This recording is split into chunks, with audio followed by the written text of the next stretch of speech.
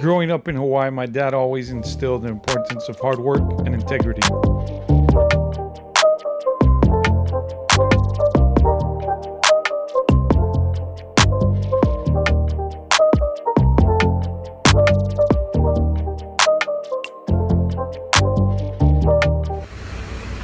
They got this mud set on sale, $10 a box. I'm gonna try it out. 40 pieces for 10 bucks. Can't go wrong. J&B Material. Oh, this is J&B Material here in I think this is Mapuna in town. But yeah, this is where I get all our drywall stuff. Super nice. In the comments below if you want to see a comparison video of the mud set, the no coat, and the regular vinyl. And I'll try to track down a metal bead, because here in Hawaii we don't really use metal because of the rust. But all right, gotta get this material to the guys. Uh-oh, starting to rain a little bit. Hopefully it doesn't start pouring. Hawaii has beautiful weather year round. The only difference is around this time where it's super cold everywhere else, it just a lot more random rain. So it looked like it was going to be a nice sunny day, and it just started raining. I got some 5/8 drywall on top on my rack, so as long as it doesn't downpour, I think we'll be all right. So we made it. The rain kind of cleared up, thankfully. There's some black clouds over there, but not worried about it anymore. Drywall's off. But the mud set, I ended up getting 2 boxes, like I mentioned. 3 times more bonding surface, rust proof. $10 a box, 40 sticks inside. You do the math, because I don't want to right now. But I figure I'm gonna try out. You want to see the difference? The little holes are smaller, and there's like little ridges for the mud to adhere to, I guess. But I'm gonna try it out underneath the stairs and then hit it with something later. But what I figure is I'm just gonna staple it, see if it works just the same as this. If it does, perfect. I just saved a ton of money on a $10 box. But I'm not gonna try it in this house because it's way too big. And in case the experiment doesn't work, that would suck to have to change out all the corner bead. If you ever wonder what happens to corner bead if left out in the sun, it turns doo-doo brown. But yeah, gotta finish putting up the bead, hanging this, 4 sheets. The guys are starting the second coat, and then we'll tie up the first coat, finish up the L trim, and this house is finally gonna get tied in because of that waterproofing debacle that went on. But let's get to it. What's up, guys? Memo CNS Drywall. If you're new to the channel, don't forget to like and subscribe, hit that notification bell. Anyways, here at CNS Drywall, we take safety very serious. We got visited by OSHA, so I bought this cool looking hard hat. This is for all you union guys. If you hate wearing safety goggles, look at this. Holy smokes! It covers your entire face, so it's OSHA approved. And you know, once they're gone, you can slide that bad boy back in and get back to work. Okay, let's get to work.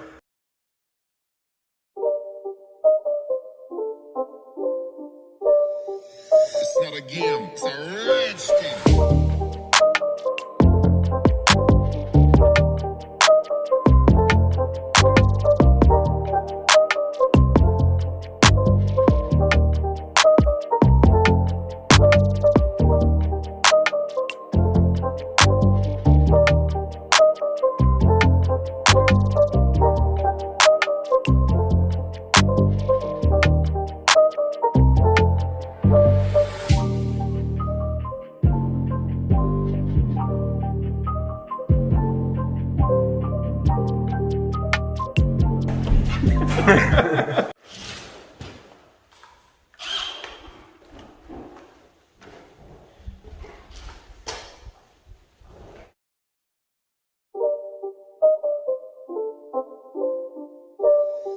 It's not a game, it's a rich thing.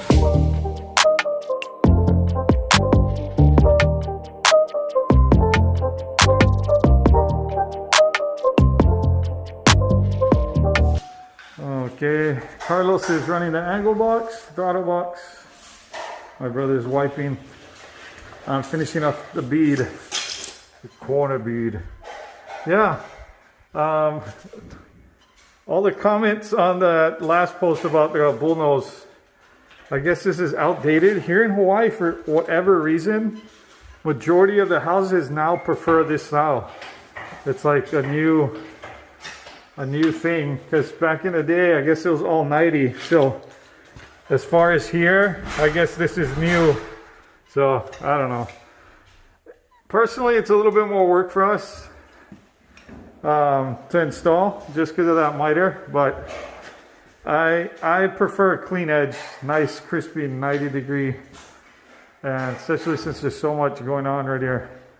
In my opinion, it would look a lot nicer if it was just a straight 90, but to each their own. Anyways, for corner bead, I hardly ever take out my tape measure. What we do is I'll miter, I'll trace it with this, cut it, butt it up to the where it needs to go, snips right there, so cut a little line right there, boom, and then that way I avoid having to take my tape measure out at all. But yeah, I still got all these windows and then the garage.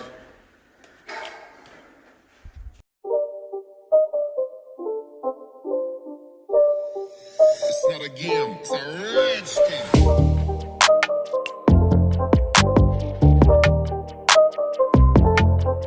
Okay, so this window, I put the regular Trintex vinyl bead and the mud set. So rather than apply it with mud, I just put staples, and we're gonna see how that holds. If it holds just like the regular one, then I just scored a super good deal, because there's like 10 more boxes back at JMB, and they're only 10 bucks each with 40 sticks.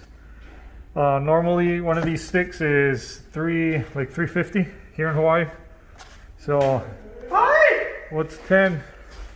Edgar, 10 divided by 40. You're saying it wrong. It's 40 divided by 10. No, $10 divided by 40 pieces. What is it? $10 divided by 40. Do the math. I don't want to do that. Well, stop interrupting the video then. $10.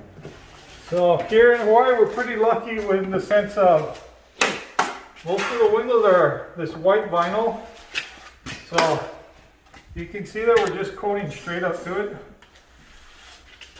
I know that in other places they require a tearaway L trim against the wall because of movement or whatnot, but again, since our weather's pretty consistent, that's not an industry standard over here, unless the architect calls out for it, or it's a metal window where it's already painted, where you can't really get dirty.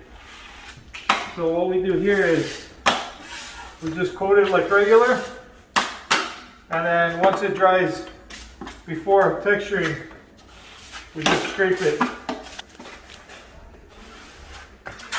But this is Carlos's mud. A little bit wetter than what I would like, but he didn't want to come out in the video, so here we are. And I used to use this type of knife back when I was an apprentice, but it's a little bit too heavy. It feels weighted because of that back end. So my preferred blade is the Duracell by Marshalltown. So when I pick up somebody else's stuff, it just feels weird. So yeah, we'll let this sit. As far as coating goes, pretty much it coats the same. I don't really notice it's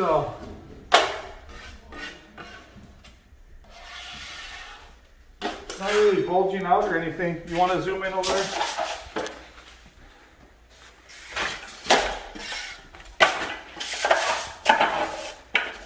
So I don't know, I might have stumbled upon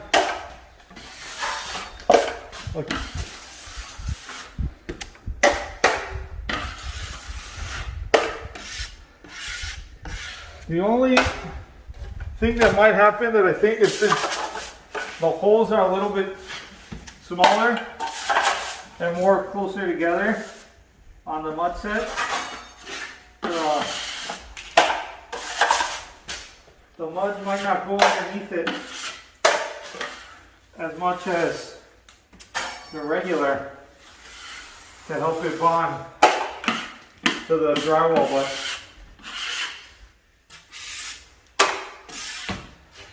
that's what tomorrow's experiment is going to be about. So yeah, when I coat, I usually have I get a piece of the leftover. So I'll bang out a couple of these windows, and then I'll have a scrap piece of bead that I do this to. This one I wipe, but to save time, not having to wipe the edge so much, I just leave it really dirty, and I cut myself one of these with a scrap piece, bend it so it has a little handle, and then I take a sandpaper and sand it, but then it works out as a pretty good cleaner. So when you have to sand, you're not tiring yourself out trying to buff the corners clean.